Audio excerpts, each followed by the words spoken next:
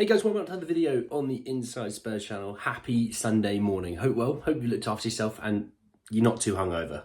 I'm not for once, so I hope you're not as well. But if you are, kick back and relax. And it's game day. Obviously today we've got the away game to the English champions, Man City. So we'll talk a little bit about that game because I actually was supposed to do it before, but I haven't. So apologies, got wrapped up doing other things. So we're going to talk a little bit about the game. Yeah, we do have updates around Spurs' interest in Kalvin Phillips. That seems to, I thought was going away, but it's kind of come back and potentially resurfaced. Also, we do have an update on Spurs' interest now, but like the race of the interest now for Johan Bakayoko, the PSV winger, and also an update on Koki Machida or Machida, however you want to say it, and Spurs' interest in the Japanese centre-half. So plenty to talk about, and I'm gonna start with the preview for the City game. So if you're not interested in talking about Man City, skip forward and just go find me when I'm talking about something else. So let's talk Man City. So look, this game is going to be it's going to be a difficult one. That's probably being nice and generous. I think it's going to be a difficult one. Look, Man City and Spurs have a very interesting relationship. Okay, now what I mean by that is Spurs can lose to Luton at home, Sheffield United at home, and Burnley away, and then go to the Etihad and win.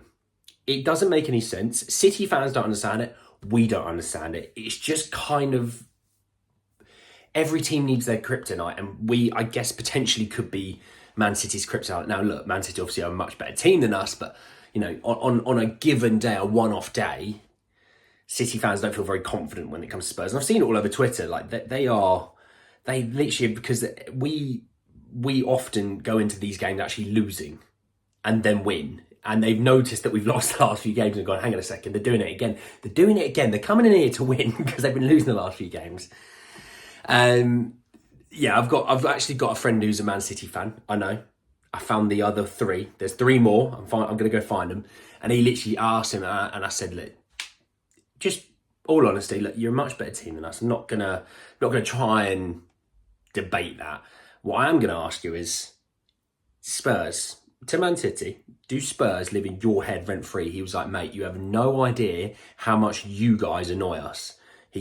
Words can't describe how much you annoy us. Not in a way that they hate us, but that we pick up wins or we hold them to a draw when they go, how the hell have you done that? You've come into this game with zero form, you've come in and won 3-2. Or you've come in and you've won 2-1. And genuinely, it can happen. And we've had a lot of success against, Manchester City. So, long hopefully may that continue. Now, we will be going into this game playing a whole new brand of football. We've gone into this game over the last few years, 11 men behind the ball, sitting back, giving it to Kane, giving it to Son, and hoping he scores. That's kind of the plan. Now, this time it looks like, taking Ange on his word, we're going to go out there and we're going to try and play him. And Spurs fans, they have this real issue with the whole, we need to sit back, we need to get ourselves a point, They think about the here and now and not what we need to be in the future. Klopp went through pretty rough times and now look at them. Pep went through rough times, look at them. Arteta went through rough times, look at them. You have to kind of go through these growing pains where you're trying to play your football, you're trying to build your system and ethos and your club to do what you want on the pitch. And sometimes you get beat, and that's what happens. And I think people go, Chelsea should have sat back. Aston Villa, we should have done this, or we should have done that. And it's like, guys, think about the future. If you sat there and thought we were in the Premier League this season, God bless you. I love your enthusiasm. You're deluded, but I love your enthusiasm. We need to kind of go, look, do you know what? It's going to be horrific today, and we're going to concede. We're not going to keep a clean sheet today, but we need to go up the other end and play our football, because City can be got at the other end if you're willing to give it a go. And so I'm hoping, Spurs definitely actually still continue to play the Ange ball. And look, whatever happens. I'm always Ange-in, you know me. And I'm looking forward to actually us going to the Etihad and actually playing nice football for once. Haven't done that in a long time. Potentially ever. So, yeah. Let's talk about some injuries. So, let's start with Spurs because we're the away side. The away side goes first. That's how this works. not going to talk about the side. The way side goes first. Spurs are without Bentancur, without obviously, and they're without Pape Matasol, which is a big loss, by the way. That one's the big loss. No one actually knew he was coming back injured until like the day before the game. They're like, oh, yeah, he's injured, by the way. And you're like, oh, is he? Oh, could have done with him. Maybe against Aston Villa, we might have done a bit better. I don't know, but yeah, he's injured as well. Obviously, Basuma is back though, so you lose two, sadly.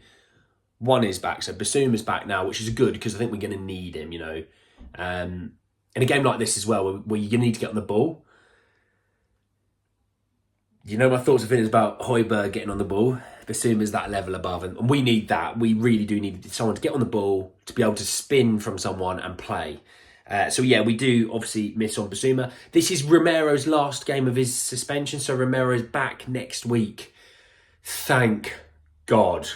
I cannot wait to see that Argentinian man get out on that pitch again. It's going to be lovely to see him.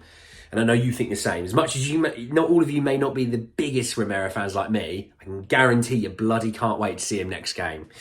Richarlison, they talk about Richarlison is being back in training, but he's not fit enough to play in this game. But he's back in training, so maybe next week. And they said he would be back before Christmas. So actually, it looks like he might.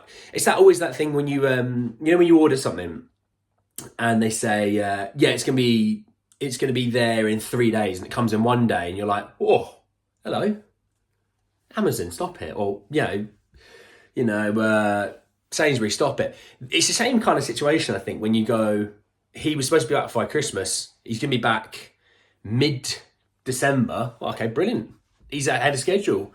And it'll be nice to have another option back. And we're slowly but surely starting to get fit. And maybe now Spurs have gone over that little curse now that are coming down the other side where we're actually going to start getting fit. We might get a couple of injuries here and there, but we're going to get more back than we are going to be losing. Because good Lord, Brighton and Spurs and Newcastle could do with a bit of love right now, because Newcastle lost another one last night. The amount of players between those three teams that are injured is more than a full squad. That's how bad each team is. Okay, even City have got some injury issues, by the way. They're not healthy and fit. They've had some problems recently. Talking about City, so John Stones could be returning to the starting lineup because he's fit after coming from injury. Kovacic is back fit, but Matheus Nunes is out. By the way, Matheus Nunes in the City system, I really like. I don't know if you've watched him. Really good player. But it looks kind of like that everyone else seems to be kind of there about fit. So they have been injured for the last few weeks, and you've noticed that they've had suspensions, they've had injuries, but they're starting to get fit now. And I think this may be when you might start to see City's fourth and fifth gear start to get hit a bit more often. We've not really seen it. We've seen the odd third or fourth gear, but we've not seen a fourth or fifth gear. And good Lord, please not be today. I'll have a nice first gear, please, Man City. Nice first gear. Don't worry about it. Enjoy yourself. Have a little run around. It's good to get the steps in, as people say to you. And yeah, so my thoughts and feelings ahead of the game. Look, I think we are going to lose. I'm going to be honest. I do. But I think it'll be 3-2. I think it is going to be a cracking game. And Pep's right. The quality of football, come on down to watch, because it is going to be a cracker. And I do genuinely agree with Pep, and I know Ange thinks the same. There's goals in this game. So if you're a betting man, bet the goals. But I'm going to say 3-2. I think it'll be 3-1. Spurs get one late on and, kind of City ride out the storm. But yeah, 3-2 in my opinion. Let's talk some transfers. And we'll start with Johan Bakayoko, the PSV winger. So this came from Football Insight's exclusive that says that Tottenham raced Brentford to sign PSV star Johan Bakayoko. Now look, we need a winger. We've talked about Jota from Al Ittihad. We've talked about Samuel Illing Jr. from Juventus. Bakayoko, in my opinion, is the best of the three. Now, he's probably the most expensive of the three, and that kind of coincides with one or the other. But I do genuinely think he is the best of the three. Now, Brentford had a bid rejected. I think it was around about 30 million in the summer. And seems to kind of be the general feel that something around 38, 40 million will get the Bakayoko deal done. Now, people kind of talk about the Eredivisie League being a league where people from that league come out of there, come to the Premier League and don't do well. Now, there has been a good track record of players coming from that league and not doing too well. There's also been a track record of players coming from that league and doing well. So I'm not going to hold it against Bakayoko that he'd be a failure if he came. It depends on the system and the environment they come into. You know, when we looked at Vinci Janssen, he came in as a guy who'd been banging goals in the Eredivisie. He's come in and he's sitting behind Kane, who was scoring 30 a season. He's not going to get much game time. And we probably didn't try and aid him with enough game time. With Bakayoko, he's going to get game time. You know, we do seem to be getting injuries in those attacking winger positions. And people do sort of talk about, we need a winger. Well, no, we need a striker, we need a striker, we need a striker. The way I look at it is, we need an attacker. Whatever the position, I don't care. We need an attacker. And I also think the one thing I'd make clear is Richarlison coming back fit before Christmas. Son leaves around New Year's. Richarlison will be your number 9. I can tell you that. Unless Ange sees Valise being the guy, which I don't know. But I do see Richarlison going in there. And then that requires you to get another winger because you've lost a winger. Yeah, let's talk this Kalvin Phillips thing. And this came from Football Insider as well. And it was another exclusive. And it said Tottenham are in massive race to sign Kalvin Phillips. Now, the reason why I put the thumbnail of Kalvin Phillips and Pierre Højbjerg is I think they are one within the other. I only see Kalvin Phillips being brought in if Højbjerg leaves. Now, it's a difficult one because we need a midfielder. Look, we're out with Maddison. Sarr's going to be gone and he's injured now. Basuma will be gone. You know, Bentancur's out for minimum 2.5 months. You know, you're down pretty badly. Lo Celso's going to look around and go, so where's everyone? Is it just me? Oh, Skip's here. Right. Christ. You know, it requires us to get a midfielder. And I think Spurs could potentially be smart on this. I think you could look at a midfielder, right? Hear me out. I'm brainstorming. The wheels are turning. Hear me out. I think Spurs can look at a midfielder to be a direct replacement for Højbjerg. And what I mean by that is if you sell Højbjerg for 2025 with a loan with an obligation, you can go get a guy with a loan obligation, right? Boom, boom, done. But you could also potentially go and get Kalvin Phillips with a 6-month loan deal. Potentially. I don't know. It depends what City's views are. Yeah, if City want him sold and gone, then look, it's not going to happen because I don't see Spurs wanting to spend 40 million on Kalvin Phillips. But if they go, we want him to go 6 months on loan, he's going to get a bit more football and then come back to us in the summer, then maybe that's not a bad shout. And that's why I think maybe that's why they could be in the race. Now, look, he was class at Leeds. He was. And I don't think anyone can deny it. He was very good at Leeds. It's not gone well at City. He's had a lot of injury issues. And I think people look at the injury issues and look at that situation now and think that's who he is. I wouldn't say it's who he is, but it does play a part in it. If he was to come in as another midfielder to the guy that we want to bring in, then I'm all for it. And hell, if it's a guy that we move off Højbjerg to bring in a number 8, who maybe is a bit more technically gifted, and we go, yeah, but Phillips is going to come in and back up with Basuma, okay, I can get on board with that. I can, because I don't see Højbjerg being much better than Phillips, if at all. And I know that might rock some people's world, but, you know, I think I like Højbjerg, but I don't think he's world-class like some people do think he is. And I think if you can get that and you send him back away, and you know, if he worked out, then obviously that's another conversation, but if you send him away, then you can get someone else in the summer that, you know, is a bit more suitable. You've already got your technical midfielder sorted. So if Lo Celso, he does want to go, and I tell you what, if he continues playing like he did against Villa for the rest of the season, he's going nowhere. He's getting a new contract, and we're moving on with him. Because I tell you what, he was good against Villa, and he's going to be so vital today. It's going to be scary. He's going to really have to be on his game today. Him and Basuma are going to have to be bloody amazing. Because Rodri, Bernardo Silva, and Julian Alvarez are pretty good. Yeah, I'm trying to keep it family friendly. And let's wrap it up with the Koki Machida or Machida, however you want to say it. So Tottenham have escalated their efforts to sign centre-back Koki Machida in January as Postecoglou dips further into his knowledge of Asian players. And this came from Team Talk, right? And they actually went on and said, but Spurs fans, do you think the club should sign a bigger name to compete with Romero and Van der Ven? And I actually said something which I thought, a few of you have said, and I took what some of you have said and I've taken it under my wing.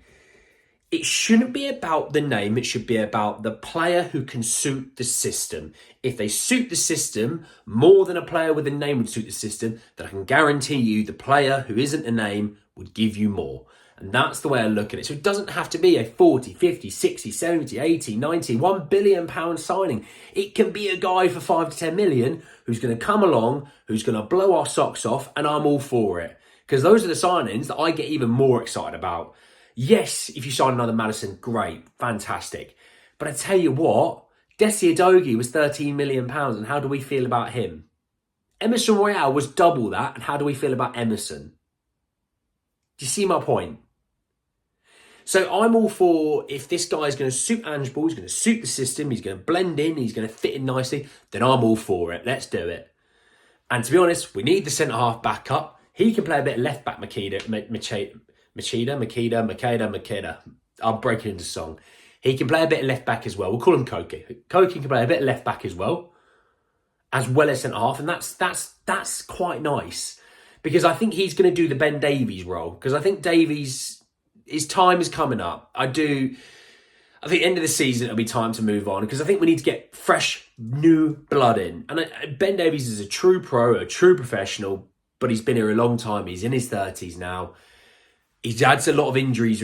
As the years gone on, he's starting to pick up more and more injuries as well. We've got to take that into account. And I do just kind of see that freshening up. That's what we need, a freshen up. But anyway, guys, this is the video. I hope you did enjoy it. Plenty to get into there. Drop a like on the video if you did. Hit me in the comment section. Your thoughts and feelings about the City game first and foremost. You've got the situation of Bakayoko being the winger, another winger that we're interested in. You're wanting him. You're wanting Ilin Jr. You're wanting Jota. You obviously got the situation of Kalvin Phillips and maybe the Højbjerg leaving for Phillips coming in, as well as obviously Koki, who I was just talking about there. Give me thoughts, feelings on all that. Subscribe to the channel if you're new and hit the bell notification for more. But anyway, guys, it's the end of the video. And I'll see you all very, very soon. Take care, guys.